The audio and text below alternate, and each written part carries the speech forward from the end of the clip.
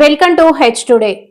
దేవుడిని రాజకీయాల్లోకి లాగడం దుర్మార్గమని మజ్జి శ్రీనివాసరావు అన్నారు. ఈ మేరకు ఆయన మీడియాతో మాట్లాడుతూ తిరుమల లడ్డూ తయారీకి వాడిన నెయ్యిలో జంతువుల కొవ్వు కలిసిందని చంద్రబాబు చేసిన ప్రచారం సిబిఐ సిట్ ఛార్జ్ షీట్తో అబద్ధమని తేలిపోయింది. ధన్యవాదాలు. ఈ కూటమి ప్రభుత్వం ఏర్పడిన దగ్గర నుంచి ఏదైతే కలియుగ వెంకటేశ్వర స్వామి వారి తిరుపతి మహాప్రసాదం లడ్డు ఉందో దాంట్లో ఏదో కల్తీ జరిగిందని, దాంట్లో కల్తీ నెయ్యి వాడారని అనేక ఆరోపణలు చేసుకొని ఆ ఆరోపణలు సుప్రీంకోర్టు వారే ఒక సిబిఐ ఎంక్వైరీ చేసి దాంట్లో రాష్ట్రంలో ఉన్న అధికారులతో కలిపిన ఒక సిట్ని ఏర్పాటు చేస్తే వాళ్ళు ఆ రిపోర్ట్ని బహిర్గతం చేశారు. ఏదైతే మీరు ఆరోపణ చేశారో ఒక ముఖ్యమంత్రి స్థానంలో ఉండి ఇవాళ తిరుపతి వెంకటేశ్వర స్వామి ప్రసాదం అంటే ఈ ప్రపంచంలోనే భక్తులు దాన్ని మహాప్రసాదంగా కొలుస్తారు. అలాంటి దాన్ని ఇవాళ రిపోర్ట్ రాగానే మీకు అందరికీ కూడా ముఖ్యంగా కూటమిలో ఉన్న చంద్రబాబు నాయుడు గారు కానీ పవన్ కళ్యాణ్ గారు కానీ వారు చెప్పిన మాటలు చూసాం రిపోర్ట్ వచ్చిన తర్వాత. ఎందుకంటే నేషనల్ మీడియా వచ్చింది, ఎక్కడ కూడా మీరు చేసిన ఆరోపణల్లో ఎక్కడ కూడా జంతు కొవ్వు మీరు ఏదైతే కలిసిందన్నారో ఎక్కడ కూడా అలాంటి ఆరోపణలు రాలే. ఈ రిపోర్ట్స్ కూడా ఎన్డీటీవీ రిపోర్ట్స్ కానీ ల్యాబ్ రిపోర్ట్స్ కానీ అన్నీ చాలా క్రిస్టల్ క్లియర్గా ఉన్నాయి. పవన్ కళ్యాణ్ గారు వారు సమావేశంలో కూడా చెప్పారు, వారు ఏదో ఒక జనరల్ బాడీ పెట్టుకొని నేనేమైనా గవర్నమెంట్లో నేనేమైనా కలిపారని చెప్పానా, నేనేమైనా కలిసిందని చెప్పానా అని. మరుసటి రోజే మరి ముఖ్యమంత్రి గారు పిలిచారు, మీ ఇద్దరు సమావేశం ఏర్పాటు చేస్తున్నారు. మళ్ళీ సమావేశంలో మీ అభిప్రాయం మారింది. మరి ఏం చెప్పారు, మరలా ఏదైతే జగన్మోహన్ రెడ్డి గారి మీద ఎలాగైనా అబాండాలు వేయాలి. దీనికి కారణం ఏంటంటే మీరు అనేక హామీలు ఇచ్చి ఈ ప్రభుత్వాలు అధికారంలోకి వచ్చారు. ఓ పక్క సంక్షేమ కార్యక్రమాలు లేవు, ఓ పక్క అభివృద్ధి కార్యక్రమాలు లేవు. ఉన్న వల్ల ఏంటంటే భూములన్నీ పంచుకోవడం, దాని ద్వారా దోచుకోవడం, ఓ పక్క అభివృద్ధి జరుగుతుందనే ఒక మెసేజ్ చూపించడం, ఎక్కడా కూడా ఒక ఉద్యోగం లేదు, ఎక్కడా కూడా జాబ్ క్యాలెండర్ లేదు. ముఖ్యంగా నిరుద్యోగులకు వచ్చి విశాఖపట్నంలో వందలాది ఎకరాలు వచ్చి మీ తాబేదారులకి మీకు ఎన్నికల్లో సహాయం చేసిన వాళ్ళకి మీరు ఎకరాలు ఇచ్చేస్తున్నారు.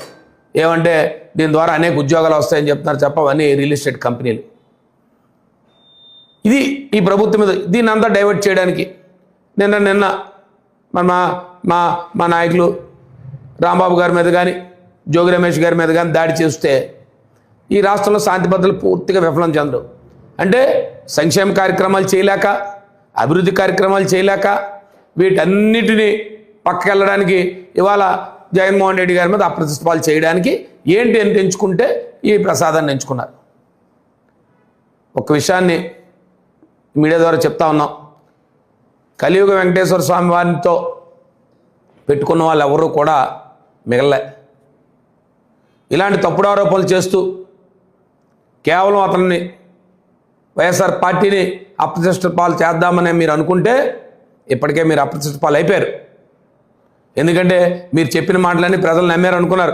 ఎప్పుడైతే రిపోర్ట్స్ వచ్చాయో ప్రజలందరికీ అర్థమైపోయింది, కేవలం రాజకీయాల కోసం, అధికారం కోసం మీరు ప్రజలు తప్పుబోతో పట్టిస్తున్నారనే విషయాన్ని ఇప్పటికే ప్రజలు గమనించారు. మీరేం చెప్పిన ఇంకా మీరు ఏదో బహిరంగ సమావేశాల్లో చూసాం. వాళ్ళ మీరు చేతులు ఎత్తమన్నారు, ఎవరు చేతులు ఎత్తే పరిస్థితి లేదు.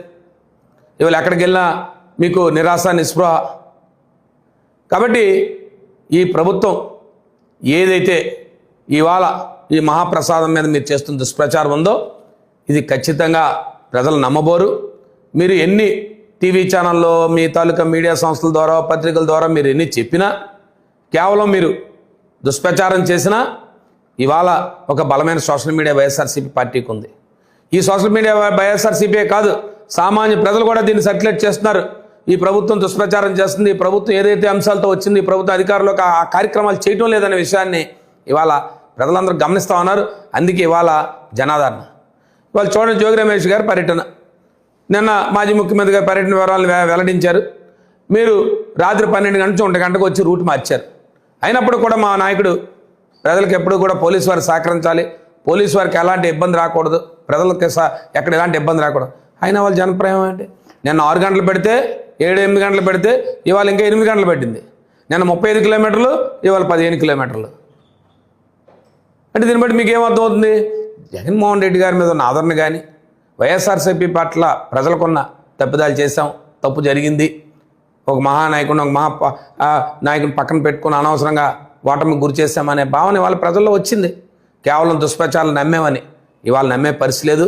మీరు చెప్పే మాటలు కానీ మాయ మాటలు నమ్మే పరిస్థితి లేదు. ఖచ్చితంగా వైఎస్ఆర్సీపీ పార్టీ ఎప్పుడు కూడా మీరు చేస్తున్న కార్యక్రమాలు కానీ, మీరు చేస్తున్న అరాచకాలు కానీ, మీరు చేస్తున్న అవినీతి కార్యక్రమాలు కానీ ఖచ్చితంగా ప్రజల్లోకి నిత్యం తీసుకెళ్తూ ఉంటాం.